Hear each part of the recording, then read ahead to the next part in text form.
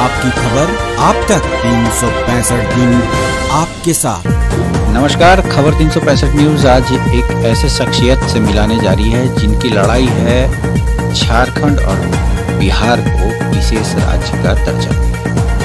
जी हाँ, इसी लड़ाई को लेकर कई सालों से अग्रसर हैं और अपनी अहम भूमिका इस क्षेत्र में निभाते नजर आ रहे हैं। आज हमारे साथ राष्ट्रीय जय हिंद पार्टी के कार्यकारिणी अध्यक्ष सुरेंद्र सिंह जी हैं। उनसे जानते हैं इन मांगों को लेकर ये कब तक आगे चलेंगे और कहां तक अभी तक इनको सफलता मिली है। आपका बहुत बहुत स्वागत है हमारे चैनल। हमारा सवाल है कि राष्ट्रीय जय हिंद पार्टी के कार्यकारिणी अध्यक्ष हुए और आपकी बहुत सारी मांगे हैं बिहार और झारखंड की जनता को लेकर। क्या क्या मांगे हैं? मांगे तो हमारा बिहार झारखंड की जनता के लिए ही है कि जो गरीब मजदूर ट्रेन से भूखे दवा के बिना मर रहे हैं, उन लोग को सरकार तत्काल 25 लाख रुपया दे।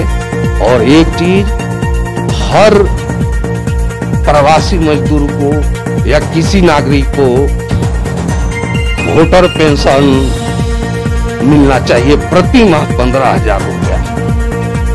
और एक बात और बोल रहे हैं, विशेष राज अवश्य मिलेगा, न का सवाल नहीं है।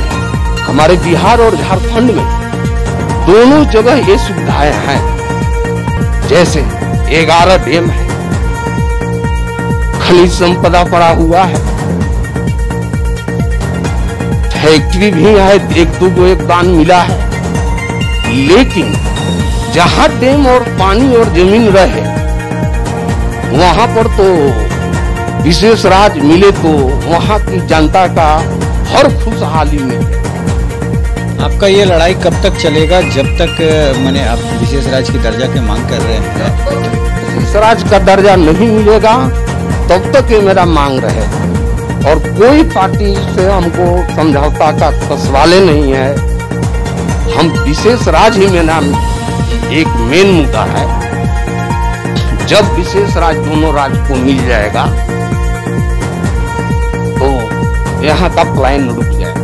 प्रवासी मजदूर कहलाने लायक अब कोई नहीं रहेगा। जब तक विशेष राज्य नहीं मिलेगा तब तक प्रवासी मजदूरों का गुजर नहीं होगा। जैसे लोग कहते हैं कि विशेष राज्य का मतलब समझाइए, तो हमारे गाँव में विशेष राज्य आ जाएगा। आज पेट्रोल बिक रहा है, पेट्रोल में 40% झारखंड चाहे बिहार सरकार ले रही है। जब हमको विशेष राज्य का दर्जा मिलेगा तो हम कोई कंपनी को 10% टैक्स देंगे छूट, तो हमारे यहाँ आएगा। और जब उसको हम 40% रखेंगे टैक्स, कोई पूंजीपति हमारे यहाँ निवेश नहीं करेगा।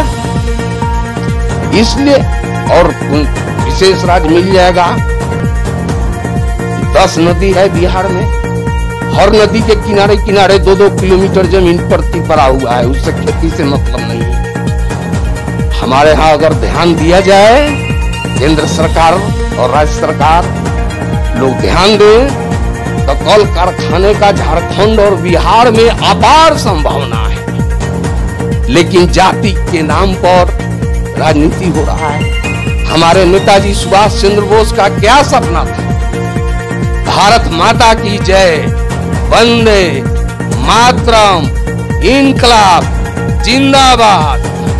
पटना सचिवालय पर जो लोगों ने तिरंगा को लहरा करके अंग्रेजों को छक्का छुड़ा कर भगाया, क्या इसीलिए ये बिहार और झारखंड का आदमी पूरे देश विदेश बंधुआ मजदूर बन के घूमेगा? नहीं, सुरेंद्र सिंह जग चुके हैं। विशेष राज्य झारखंड और बिहार को अवश्य दिलवाएंगे, कोरोना को हराएंगे, झारखंड बिहार को विशेष राज्य दिलाएंगे, नमक रोटी खाएंगे, झारखंड बिहार छोड़ के दूसरे स्टेट नहीं जाएंगे, एक रोटी खाएंगे, झारखंड बिहार को बचाएंगे। और जो कहते हैं ये 7 वीर पुरुष, जिसमें हमारे नेताजी सुभाष चंद्र बोस 9 देश को आजादी दिलाए, तो ये हमारे लिए उनका झंडा लेकर हम उठे हैं गरीब का। तो हम बिहार झारखंड को अवश्य विशेष राज्य का दर्जा दिला के बैठेंगे। जब तक जिएंगे तब तक, जब तक नहीं मिलेगा तब तक आंदोलन मेरा जारी रहेगा। मैं चाहूँगा कि जब प्रवासी मजदूरों को झारखंड और बिहार बुलाया गया, वो किस स्थिति में पहुँचे, आपको वो नज़ारा भी दिखाएंगे कि कैसे वो पैदल आए, प्लेन से आए या सड़कों से गाड़ी के द्वारा आए। आइए हम दिखाते हैं वो दृश्य जब प्रवासी मजदूर झारखंड और बिहार पहुँचे और संवाददाता के सवालों का क्या जवाब। आइए दिखाते हैं। आइए अब जानते हैं गोपाल महतो जी से, ये उत्तराखंड से पैदल चल करके आ रहे हैं, क्या क्या इन्हें सुविधाएं मिली और किन किन समस्याओं का सामना करना पड़ा। जी गोपाल महतो जी। हम लोग आंध्र प्रदेश से पैदल चल रहे हैं और वहाँ से चले तो पुल पार जब किए हम लोग, तब हम लोग का एक मैडम ने गाड़ी धरा दिया, बोला बस वाले को जहाँ तक जाएगा वहाँ तक पहुँचा देना। वहाँ से फिर हम लोग आए भुवनेश्वर आए, वहाँ पर एसपी साहब ने हम लोग को उतार कर और बस बैठा कर 11 घंटा चला गया रास्ते में। बॉर्डर पार करवा के बस वाले वापस चल गया। फिर हम लोग के पुलिस वाले ने फिर चढ़ा दिया ट्रक पर। ट्रक से आते आते हम लोग रांची से 25 किलोमीटर पीछे रह गए, वहाँ से पैदल आ रहे थे। आते आते रास्ते में हम लोग पुल पार कर रहे थे, वहाँ एक मैडम बैठी, मैडम ने बोला जे यही रुको। हम लोग रुके थे, हम लोग का व्यवस्था अभी तक कर रहे हैं। मैं पूछना चाहती हूँ, अगर इन लोगों को रास्ते में प्रशासन मिली थी तो वो थोड़े दूर की सुविधा देने के बजाय वो इन्हें घर तक पहुँचा सकती थी। सरकार को हमें जरूरत नहीं है कि हम उनको उनके काम को याद दिलाए या फिर सिखाए। नाम बताइएगा। अमृता कुमारी। जोर से बोलिएगा। अमृता कुमारी। अमृता कुमारी। आप तमिलनाडु में क्या करती थी? धागा मिल में काम करती थी। जोर से। धागा मिल में काम करते थे। आपका नाम क्या हुआ? दुर्गा कुमारी। क्या करती थी आप? धागा मिल में काम। आप भी धागा मिल में काम करती थी। लॉकडाउन जब से लगा हुआ है, वहाँ पे आप लोग का खाना पीना कैसे चल रहा था? खाना तो अच्छी तरह सब्जी अपना से बनाना पड़ता था। चावल वगैरह सब फैक्ट्री देती थी, सब्जी अपने से बनाना पड़ता था। लॉकडाउन जब से शुरू हुआ है उसके बाद से खाना मिलता था। खाना मिलता था। किसकी तरफ से मिलता था? गवर्नमेंट की तरफ से। कंपनी आप लोग के लिए क्या करती थी?